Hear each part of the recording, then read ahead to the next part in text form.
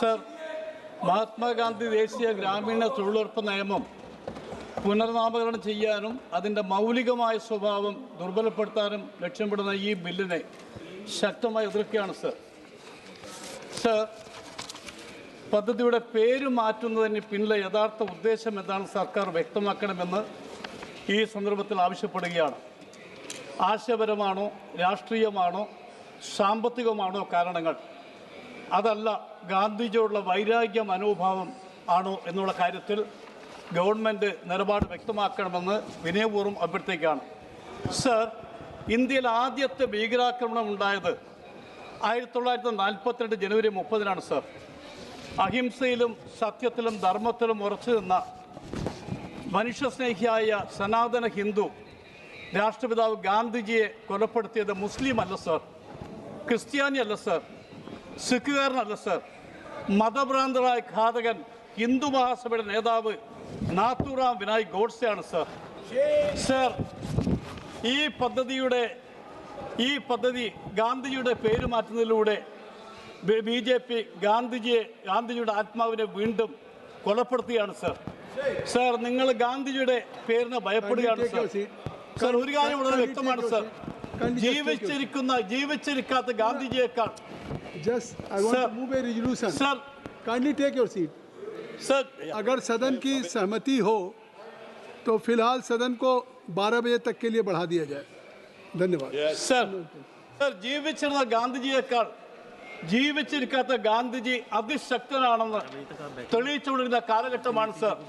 ഒരു കാര്യം വളരെ വ്യക്തമാണ് സർ, ഗാന്ധിജിയുടെ ഓർമ്മകൾ BJPയെ നിഴൽ പോലെ പിന്തുടരും സർ. ഒരു തർക്കവും നിങ്ങൾക്ക് വേണം സർ. സർ, ഇവിടെ ഈ പദ്ധതിയെക്കുറിച്ച് പറയുമ്പോൾ സ്വാഭാവികമായും ഇത് അഭിമന്യായിട്ടുള്ള സോണിയാഗാന്ധിയുടെ പിന്തുണയോടുകൂടി അന്നത്തെ പ്രധാനമന്ത്രി മൻമോഹൻ സിംഗിൻ്റെ സംഭാവനയാണ് സർ ഈ വിപ്ലവകരമായ പദ്ധതി.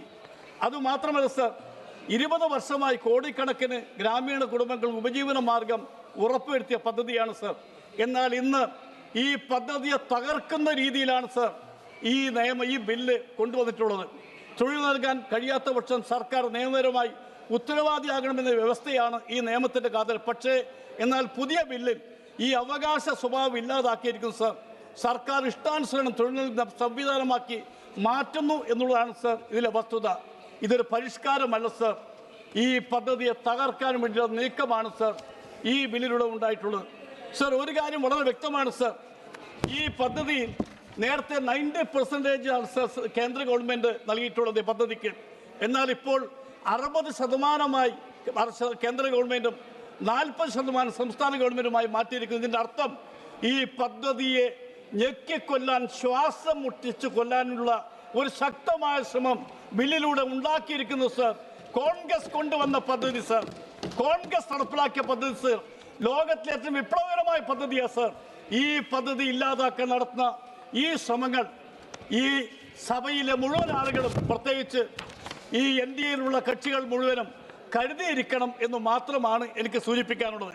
ഞാൻ ഒരു കാര്യം കൂടി പറയട്ടെ സർ, ഈ ബില്ലിനെ ശക്തമായി എതിർക്കുമ്പോൾ തന്നെ ഇവിടെ ഗാന്ധിജിയുടെ ഗ്രാമസ്വരാജ്യ സങ്കല്പത്തിന് ഏറ്റിട്ടുള്ള ഏറ്റവും വലിയ പ്രഹരമാണ് ഈ ബില്ലെന്ന് പറയാൻ ഞാൻ ആഗ്രഹിക്കുന്നു. അതുകൊണ്ട് തന്നെ ഈ ബില്ലിന് അടിയന്തരമായും ഈ ബില്ല് പാസ്സാക്കരുതെന്നും ഈ ബില്ല് അടിയന്തരമായും സ്റ്റാൻഡിംഗ് കമ്മിറ്റിക്ക് വിടണമെന്നും വിനയപൂർവ്വം അഭ്യർത്ഥിക്കുന്നു.